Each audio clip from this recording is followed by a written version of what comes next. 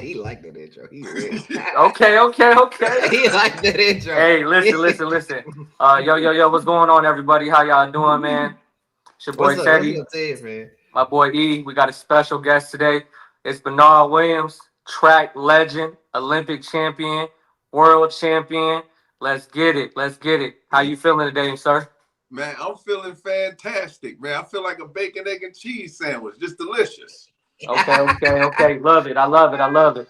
Man, I Hey, got a did you quick check the question for Hollywood you. out?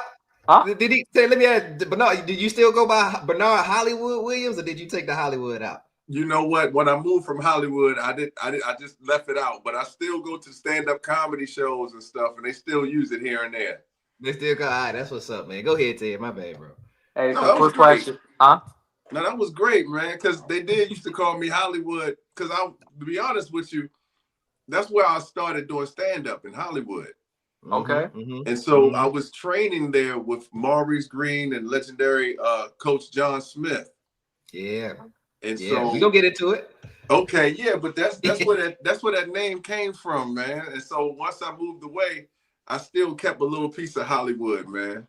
That's what's up. Okay. That's what's up, man. Hey, awesome. So I'm gonna set it off for everybody that's watching, man. Appreciate all y'all. Let me ask you, man.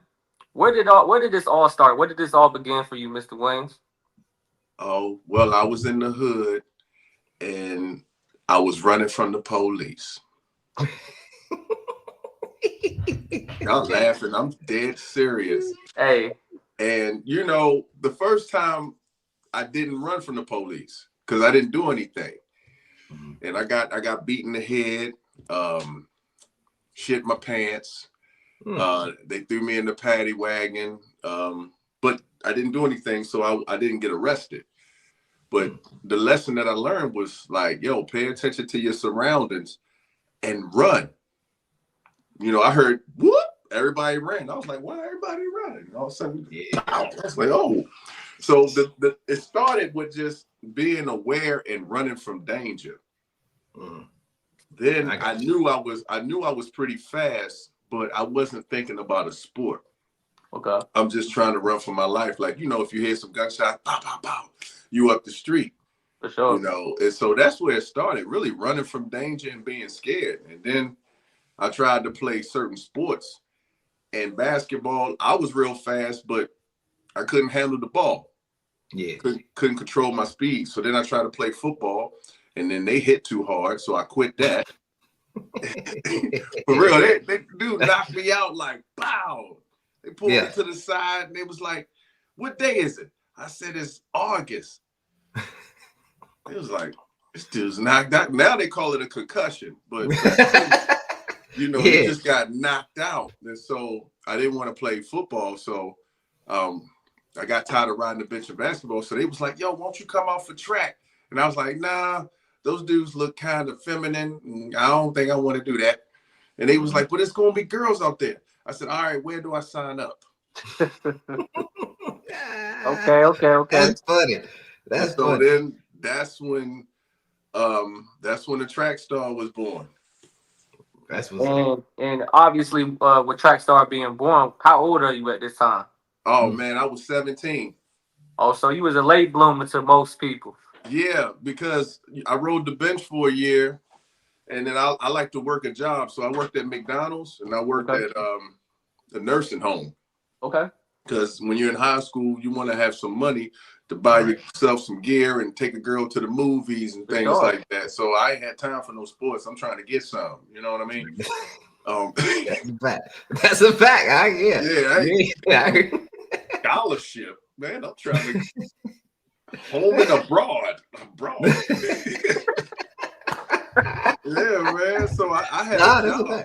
I had a job, and then after that, I was like, okay, well, let me try to take it serious because now people are trying to go to college, and I saw this movie called Higher Learning, and this was Ice Cube, Lawrence Fishburne, Omar Epps, and I learned from watching this movie that you can get a scholarship running track.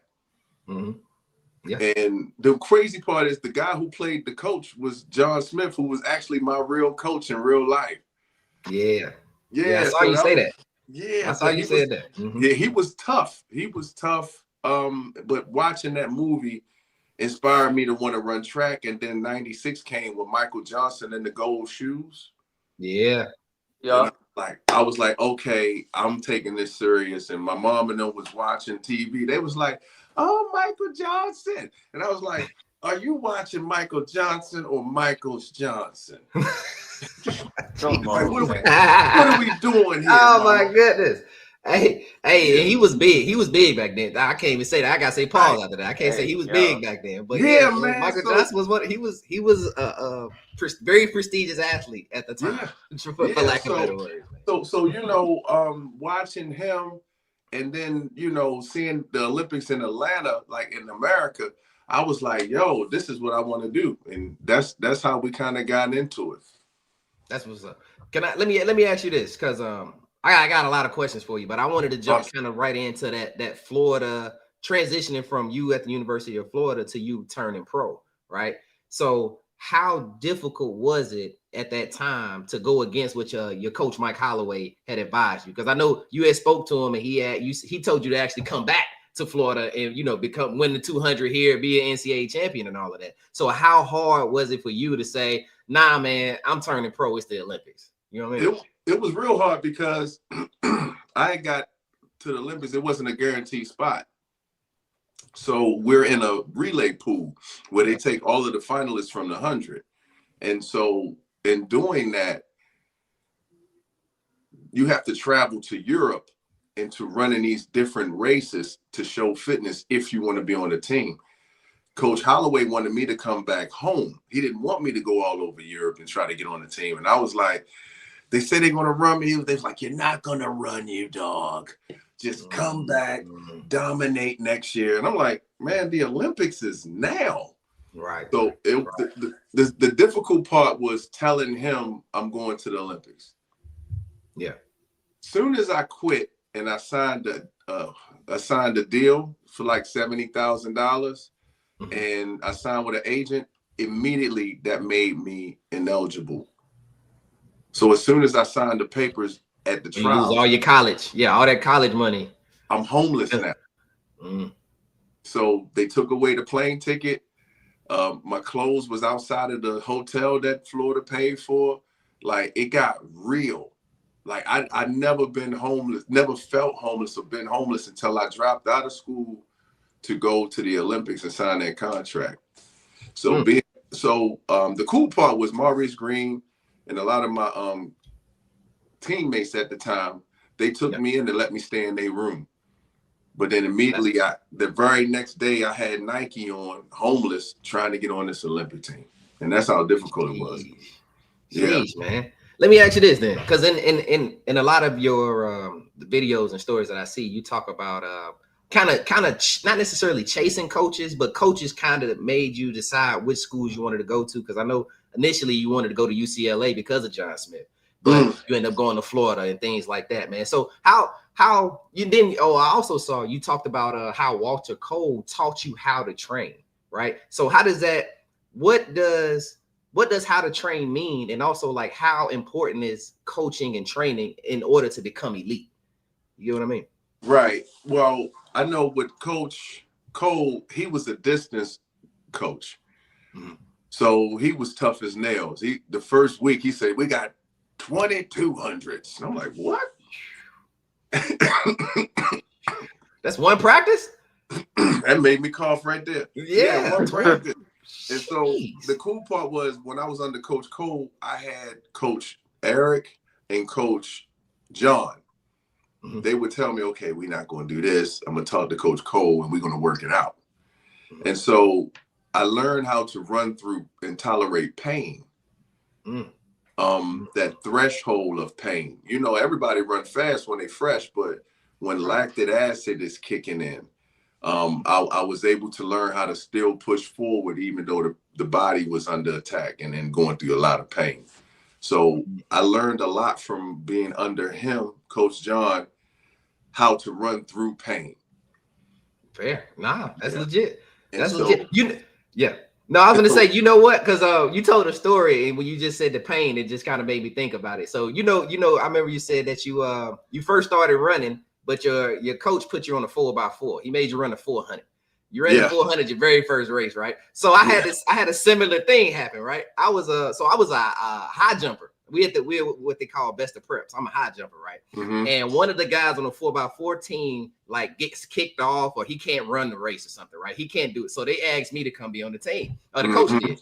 And one of the guys on the team said, "Man, he can't run the 400, man. Why we got him up here?" And I looked at him and I was like, why you talking to me like that? What you think? You know, so it lit a fire. It lit a fire in me, right? Yeah. So I'm running the second leg, man. I get the baton second leg. I ain't gonna lie, I ain't never run the fastest 100, 150 meters in my life, right? I'm gone.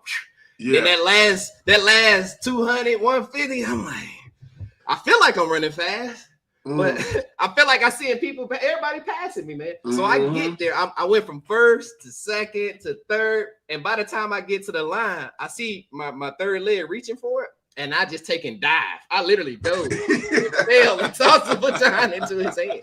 So, but you talk about being able to run through pain and stuff, and that was so painful. But I remember telling him, I said, "Would you ever tell me what I can't do? What you think?" Right. And it helps you. But track helps you build that grit.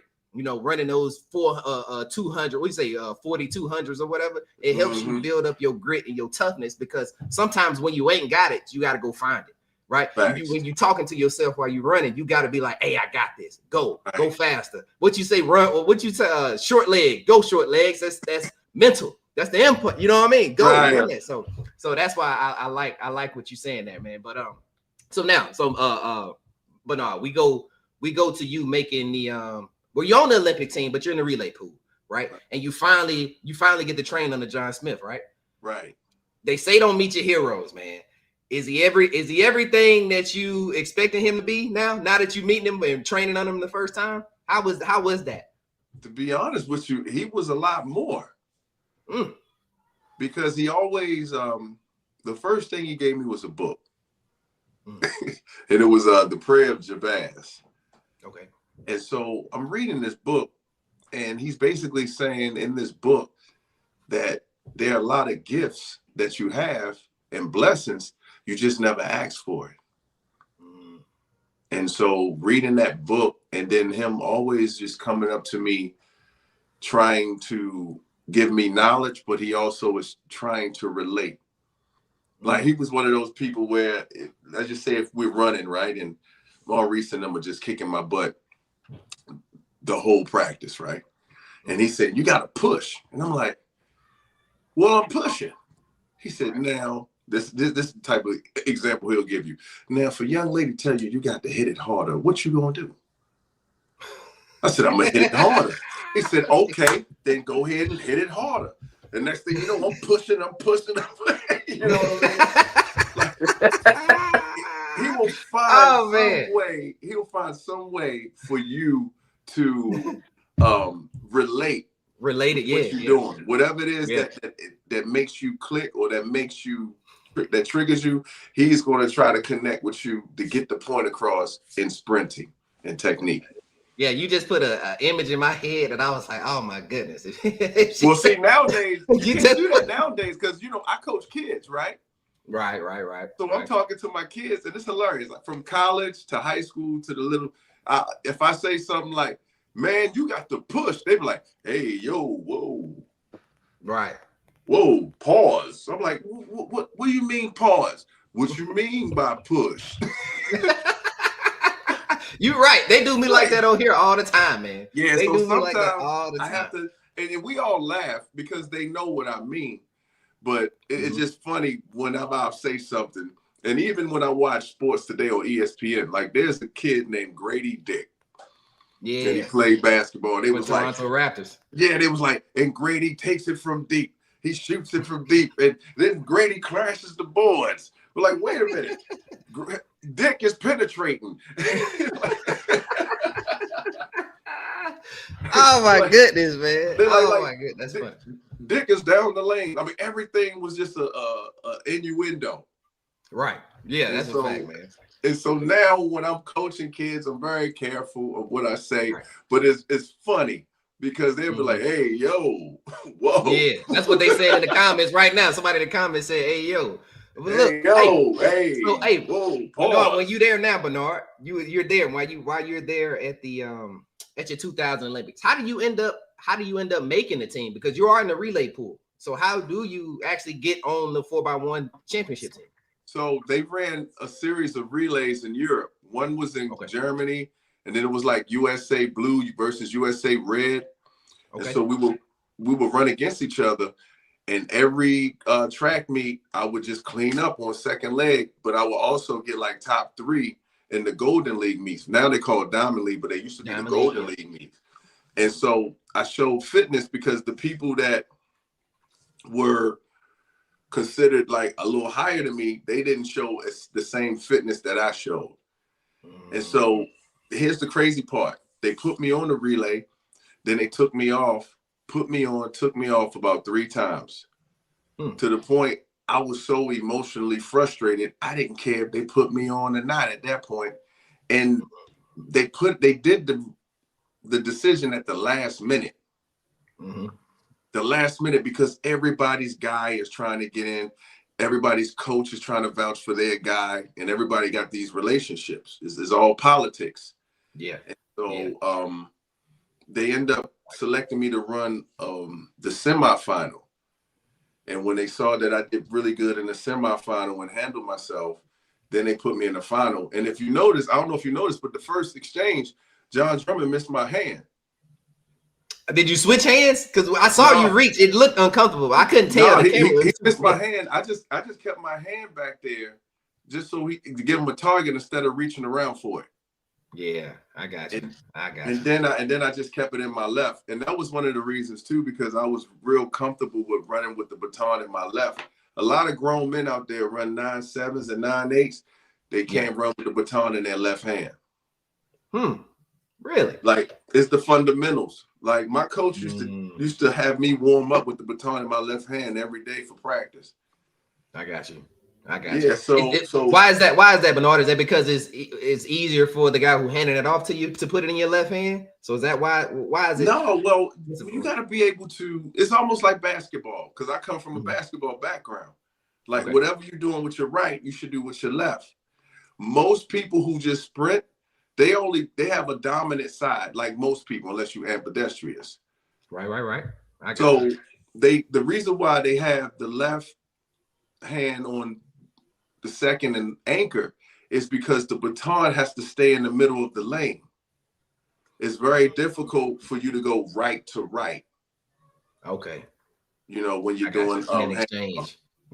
So that's why it's supposed to go from right, left, so the baton can stay in the middle of the lane. I got you. Okay, that makes sense. Ted, you got something? Because I got a bunch. Yeah. I was just waiting. Hey, so, go ahead. I'll let you rock. Yep. Bernard, I was listening to you as you was basically talking about, your upcoming and being 17, transition and all this, right? So I see that you were saying that you were from the hood, and you said that, dealing on the relay team, it was a lot of emotional frustration, and now you're talking about a lot of mental preparation for even you as an athlete and as a coach. So my thing is this.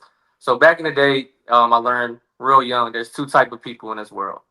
There's people that come up on survival, and there's people that come up on love. And with you being in a rough area, trying to get out and be as successful as you are today, was it a conflict of interest in regards of, I got to do whatever it takes. I gotta only worry about me. It's do or die. Then you're going into a relay situation where it's more of a team and it has to be a camaraderie. Like you're saying, left to left, right to right. Like, did sports and track teach you how to kind of surround yourself in a loving environment when it comes to being competitive versus just being all about yourself, survival? That's a good question. I would say this. Because we do make decisions, I would say that God put good people around me at a certain time. And during that time, they saw that I had the potential to go to the next level. And they helped guide me. Like, my best friend was a 42-year-old named Coach John Tabor. So I didn't hang out with a lot of people that was my age Okay. I didn't really go party with a lot of people that was my age. I would mostly chill with him, and we would talk about the plan as far as trying to get into college and trying to get to the next level for sprinting. And so I say all that to say I was surrounded by love, but those people that loved me, that guided me, knew that I was ready to do whatever as far as lift weights, as far as not eat fast food, to remain pure, no weed, no alcohol, no drugs. And so for me, it's a combination of both. People that love me, but also me willing to sacrifice and not have the fun in the party so I can get to the next level. And that's awesome. And the reason why I ask that is because anybody that comes from a background where it's challenging, there's a lot of things in regards to you having an uphill battle, right? There's a lot of things in place that'll make it a lot more difficult unless you are a God-given athlete or you are a hard-working person that gets better and better year by year. But with you were blessed to have the opportunity to start at 17 and still make it to the collegiate level. Because a lot of people, when we look back at the careers, you made it D1 to Florida. That's a big, huge deal. And regardless if you wanted to go to UCLA or you chose Florida, the opportunity for you to even have the offers sparked because of how hard you work with the God-given talent. So that is why I listen to you and kind of see what kind of mental fortitude that you put in to be able to, reap everything that you sow. So that's why I just was asking. And with that being said, just out of the different events that you ran, whether they were individual or they were team oriented, what would you say was your favorite event looking back? Shoot, the gold medal at the Olympics. Okay. The 2001. That's a team effort, right? Yeah, because I went, I was still homeless when I got that gold. Oh. Yeah. No, that's all. Yeah, man. Yeah, but that's what goes to show it. Like, you never know how far you're willing to push yourself until your back is against the wall. And right. the fact is, there's a lot of people that want to be successful in life, whether you're a casual, whether you're an athlete, whether you were born into money, whatever. But what are you doing in order to achieve that? Everybody wants to be rich in this world. Let's be honest. Everybody wants to be financially successful to put themselves in a good position. But what are you doing in your craft in order to excel? And the things that you did, just want to kind of give you flowers and let you know, bro, you are a legend. There's a lot of people that look up to you, and the fact that you are able to reach the track community today speaks volume on who you are and the amount of work that you put in, back in the day. Well, so big shout out to you, bro. Man, I appreciate it, man. I really do, because when you asked if I could come on the show, I was like, absolutely, man. Because not everybody gets the opportunity or the platform for you to speak positivity and to tell your story. So I saw your show that you had did with Dylan. Mm-hmm. And actually Dylan Beard, he was here. He spoke to the kids yesterday.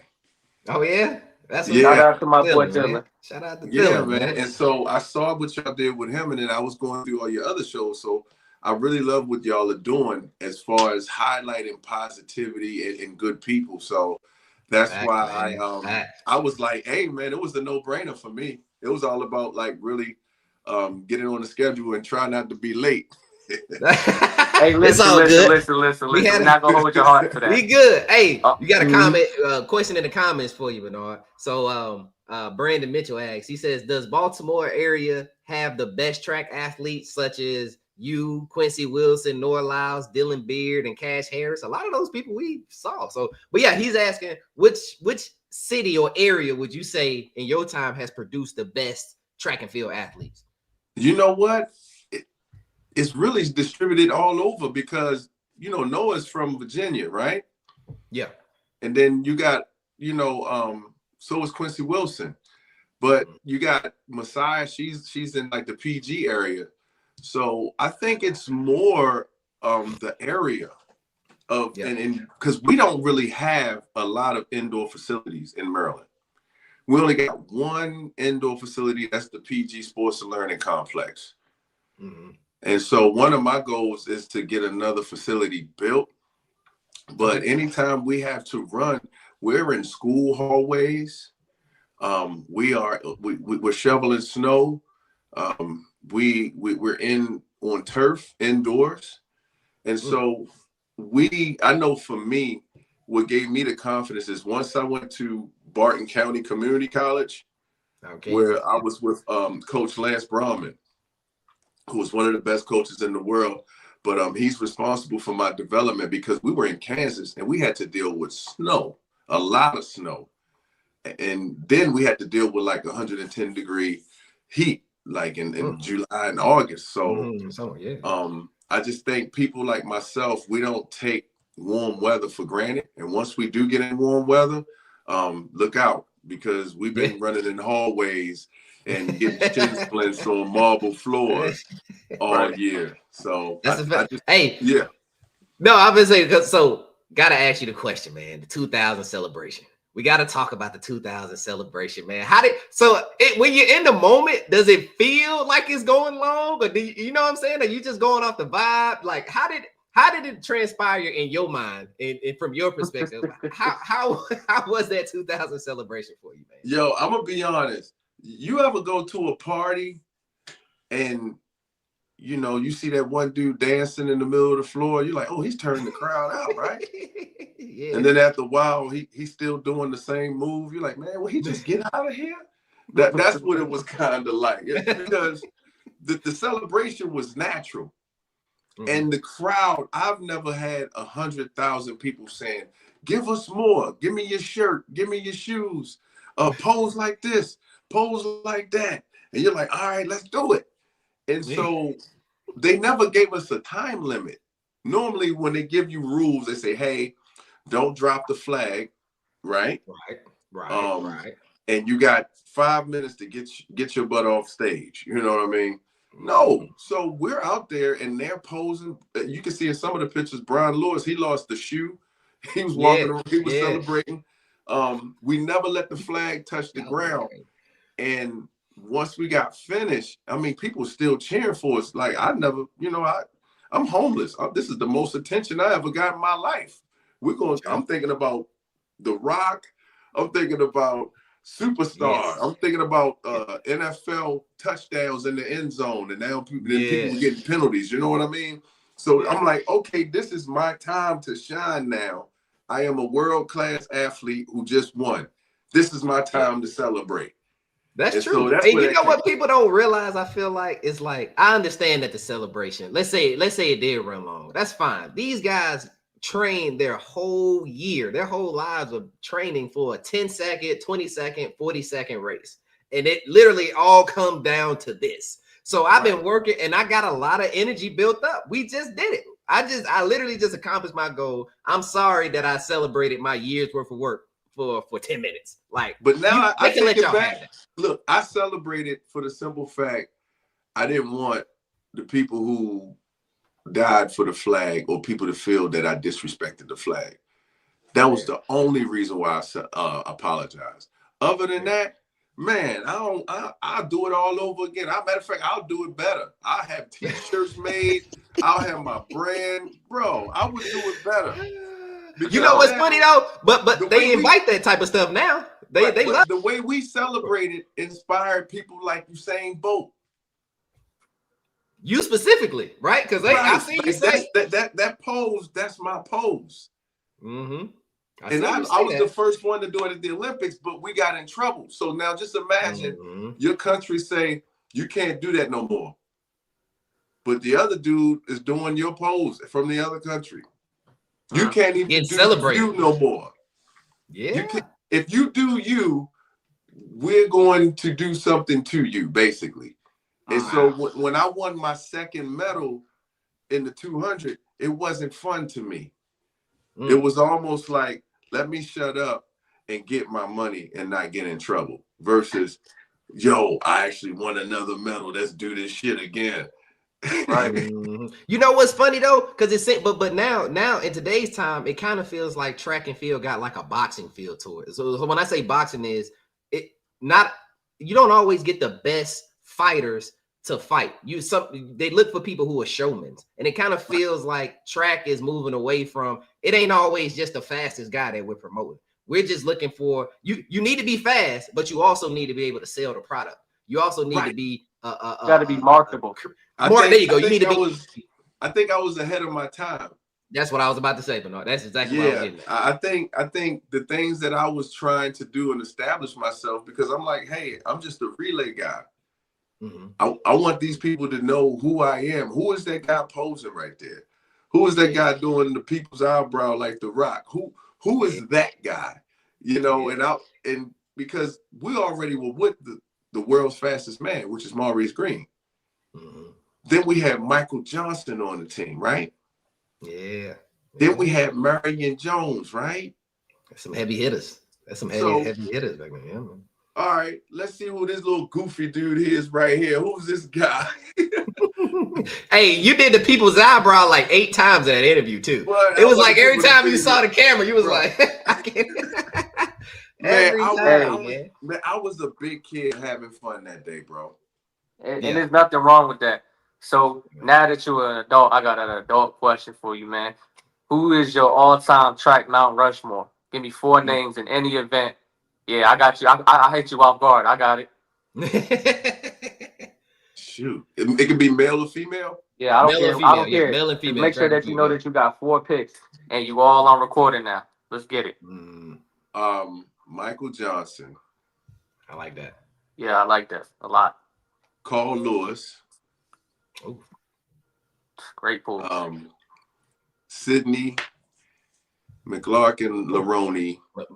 McLaughlin, yeah. McLaughlin, okay. Shout out UK. And me. I love it. I love it. No, I would if I didn't put me in there, I would put. Only reason why I don't put Usain in there because he stole my pose. I like where you at because the next question I was gonna ask, following up with Ted, was who's a greater track and field athlete, Sidney McLaughlin or Usain Bolt? I'm gonna go with Sidney. not because he stole your pose still. No, yo. Like, you gotta realize Sidney, well, she's beautiful, one. True. She broke the world record more times than anybody ever in that event. And then she stepped out of her comfort zone and won a world championship in the 400. That's a fact. You know what I mean? Yeah, man. Like, and the way she carries herself, like, no disrespect to Bolt, but Bolt to me is like one of my kids. Like, I remember chilling with him and him being really cool with me and really, you know, asking for advice and stuff like that. So, you know, it's great to see how he turned out, but it's nothing like watching. Yeah. It's nothing like I went to the Anthelos meet weeks ago, and it's nothing like watching women perform, bro. Which is one of the reasons why I started running track. They was like, "Hey, it's got girls out there." I'm like, "All right, stop. So I'm a little biased based on my love for women and how they dominate. I mean, and if it wasn't her, it was going to be Shelly Ann Fraser-Price. Shelly's one of them too. One of them. One of my favorites. Yeah, and then Melissa Jefferson on her way right now. Yeah, so only got 4. So yeah, man. So that would be my Mount Rushmore. Okay. I ain't mad at that. Hey, ask him the question, E. You want me to go ahead here? All right, man. Go. I got a good one that I was looking. I'm very much so looking forward to your answer on this one. So past or present athletes, give me your dream 4x1 relay team. Like, so it can either be a dream as in these are your favorite sprinters, or if I put these 4 guys up, nobody's gonna beat them. If I got all right. 4, All right, bet. So Johan Blake on 3rd. Oh, I got him on mine. I got him. And I was crazy. I was gonna ask him what leg everybody was gonna be on. Yep. Carl Lewis on 2nd. Okay. Christian Coleman on 1st. Dude, when I tell you got, go ahead.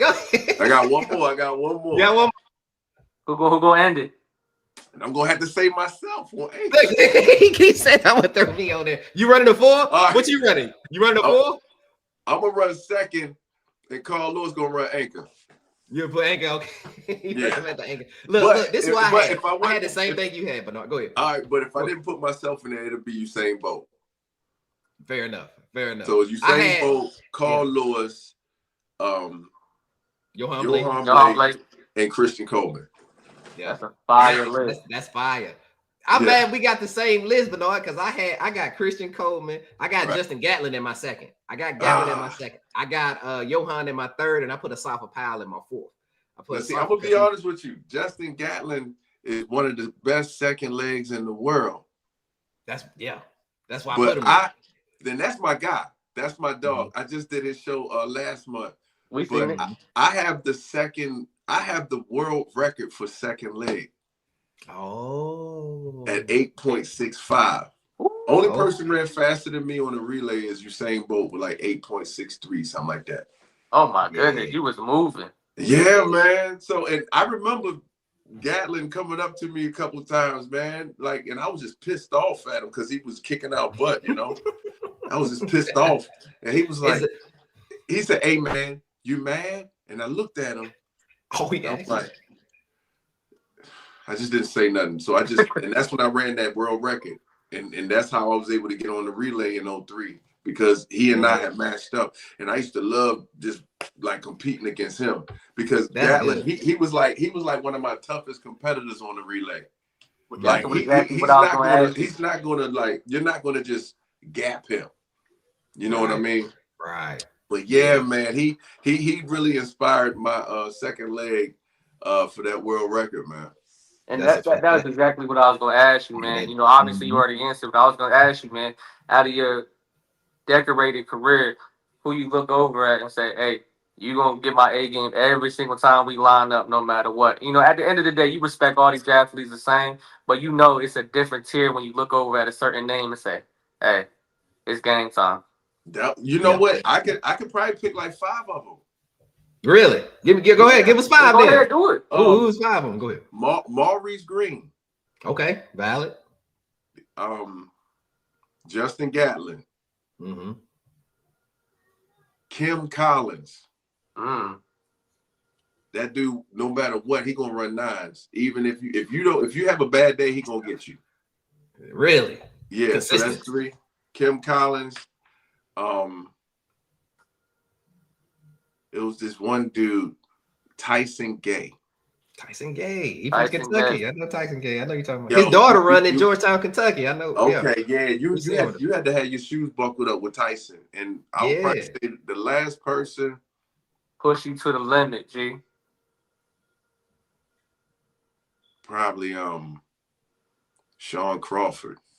Sean Crawford was tough too. He was the first. Was he the first leg on that 4x1 you was on? Was Sean Crawford? No. You ran against him. Yeah, my bad. Go ahead. My bad. No, John Drummond was first leg. John Drummond. Okay. Okay. Crawford was the Olympic champion in 200 in 04. And then he got second to Bolt in 08. Okay. But yeah, you had to be on your A game because Crawford, he's coming with the heat. That's a fact. Remember, he used to run against, man, he ran against a zebra? No, I didn't know that. No. Oh, man, you got to look it up. It's like on TV, Man versus Beast. Yeah, I've seen that show. Yeah, Carl Lewis was hosting it. It was on Animal Planet. Maybe I did see that. I'm about to watch that as soon as How did you say that? I think I did see that. Man, he ran against a zebra. He ran against all kinds of animals. He ran against a giraffe. He ran against a giraffe. What? I'm definitely gonna have to pull that up. Yeah, man. So he was always willing to run. He ran you to the line, yo. His form may not have been perfect, but that dude, he was always. You had to be on point with him.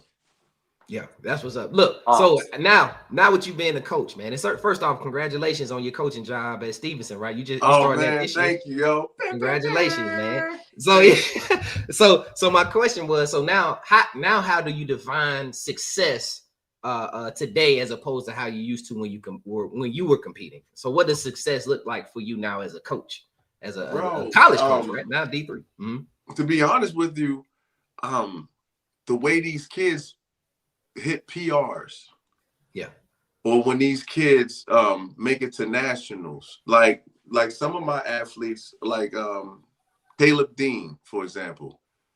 He's one of my athletes I coached since he was 10 years old. And to see him go from being injured, hitting hurdles during Olympic trials, to making the world championships, to running Grand Slam and being world class. And now he's with my coach, Coach Brahman.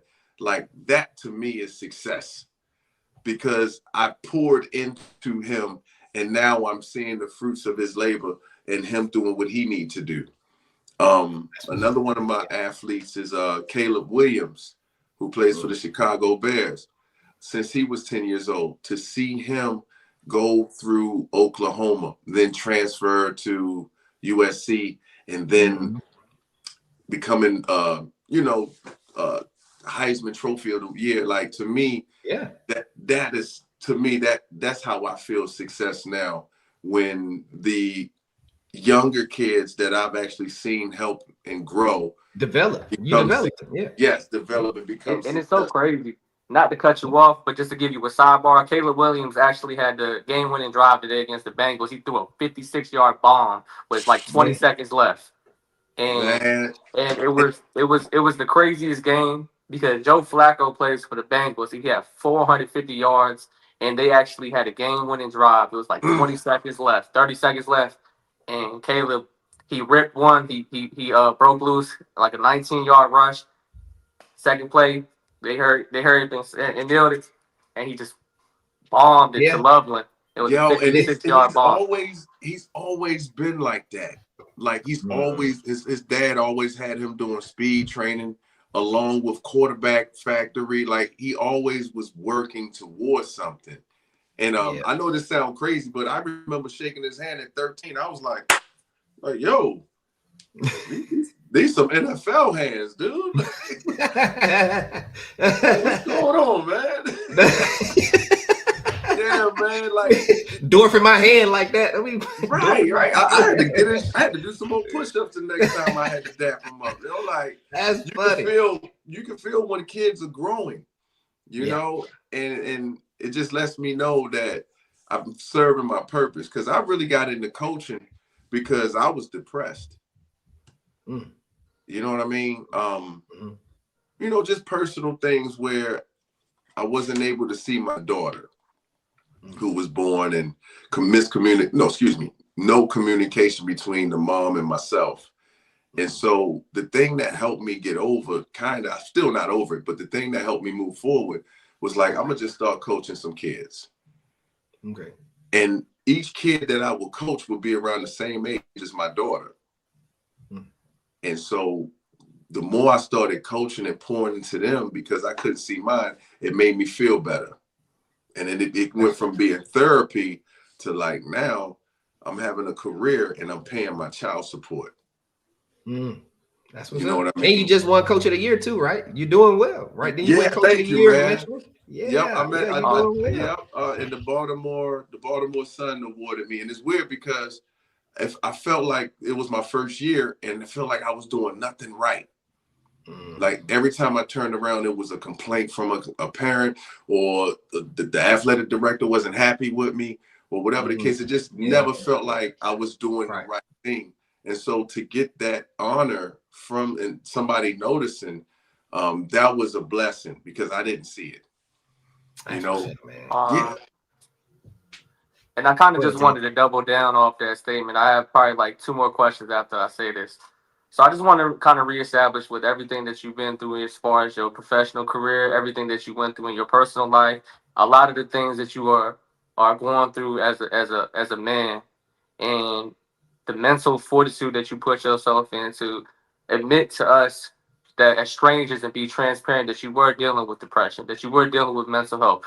I give you a lot of flowers in order to be able to talk to me and be transparent about that. And whatever battles that you are facing that you actually don't talk to anybody about, I hope that you actually beat them, you overcome them, and they never actually challenge you again. So moving forward with your coaching career and everything that you've already accomplished, I want you to know and kind of remind yourself that you are a statistic of one of the top tier athletes ever.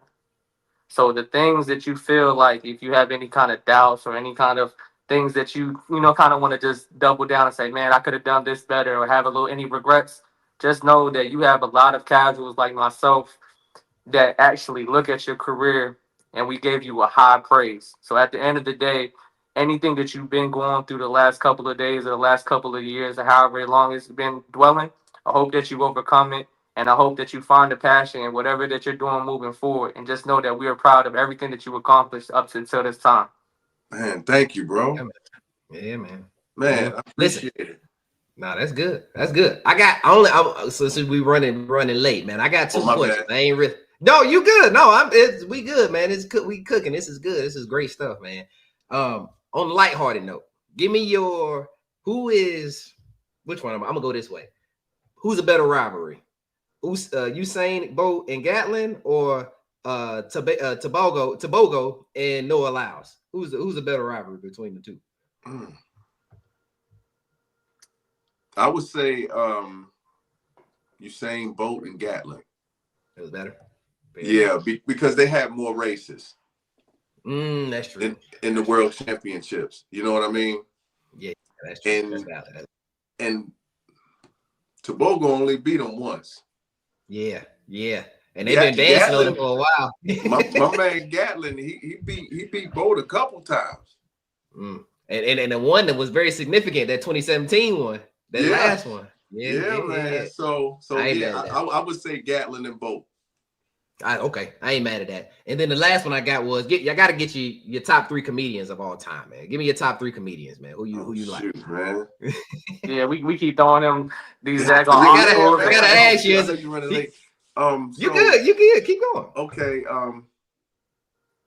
I mean, see, my comedians, a lot of people don't know. Okay. Like who? Like put them on Front Street. This is your opportunity. Like Michael Winslow.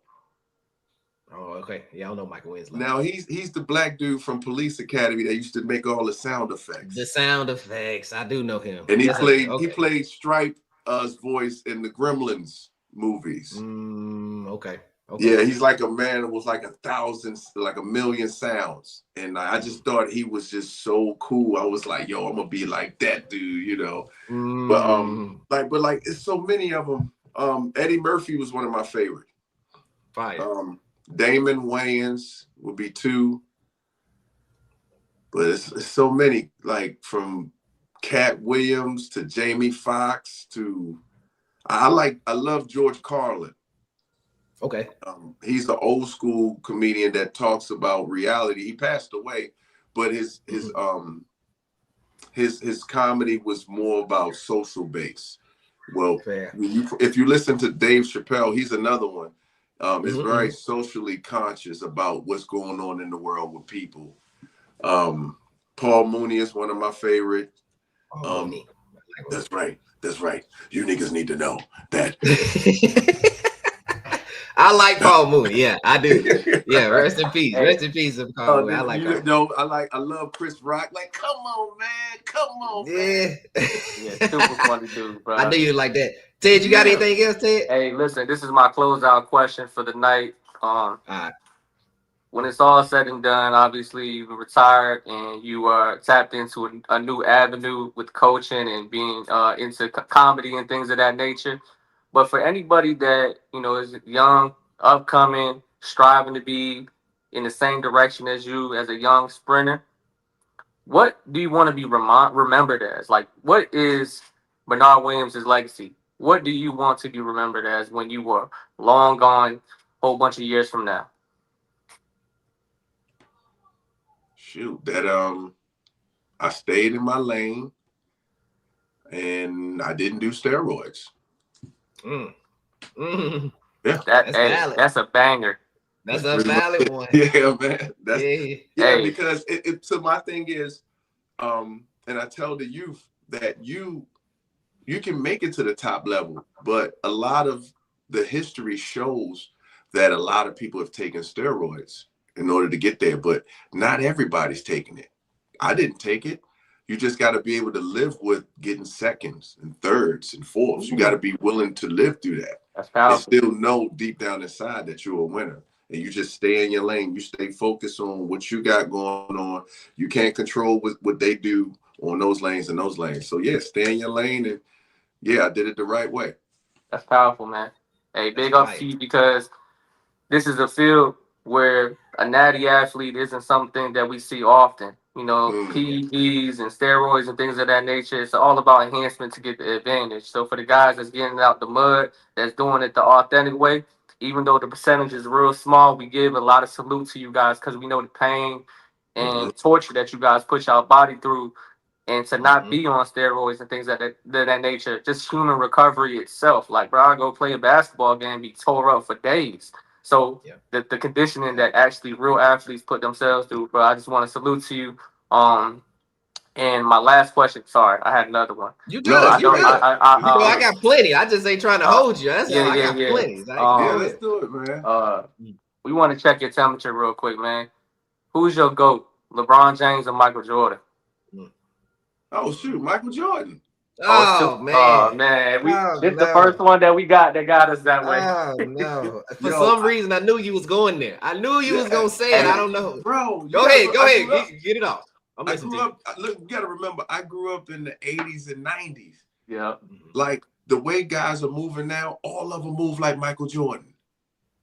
Okay. Every last one of these dudes, whether it's a reverse, whether it's a throwing it behind the back, like he really revolutionized and changed the way people move. Like without Michael Jordan, there is no Kobe Bryant. Without Kobe Bryant, there is no Steph Curry, there's no Kyrie Irving, there's none of them. There's a certain movement and a certain work ethic and the will that Michael Jordan put at the bar here. Yeah. The thing that I like about LeBron is he has his own greatness. We just got to stop comparing him to somebody else's greatness. Okay. Understood. Okay. I like it. Hey, I like the answer. This I could definitely argue to death. I'm gonna let you live. I'm gonna let you live. I like that answer though, man. This was fire. Man. Go ahead, Ted. All right, I'm gonna close this out, man. It's been an honor. Just wanted the guys to let you know that we have actually hosted Bernard Williams, track legend, track sprinter, Olympic winner, world champion, all that, man. It's been a blessing, and it's been a pleasure to actually have you on the show. We appreciate your time.